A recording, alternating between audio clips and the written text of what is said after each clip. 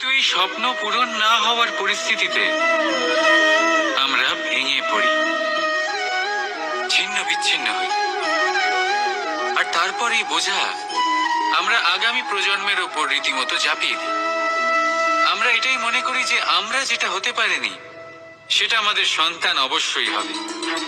আমরা যা কখনো পাইনি আমাদের সন্তান অবশ্যই তা পাবে। এটা যে অনুচিত সেটা আমরা ভাবি না, কিন্তু এটা ভুল। আর এই ভুল আমরা সকলেই করে থাকি। সন্তান প্রকৃতি আর পরমাত্মার আশীর্বাদ।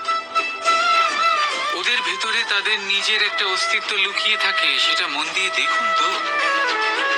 আপনি শুধু ওই সন্তানকে জন্ম দিয়েছেন, কিন্তু ওর জীবন আপনার নয়।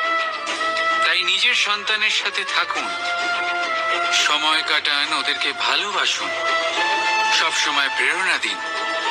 কিন্তু প্রেরণা দিন ওর নিজের অস্তিত্বকে বাড়ানোর জন্য, ওর নিজের স্বপ্ন পূরণ করার জন্য, আপনার স্বপ্ন পূরণ করার জন্য নয়।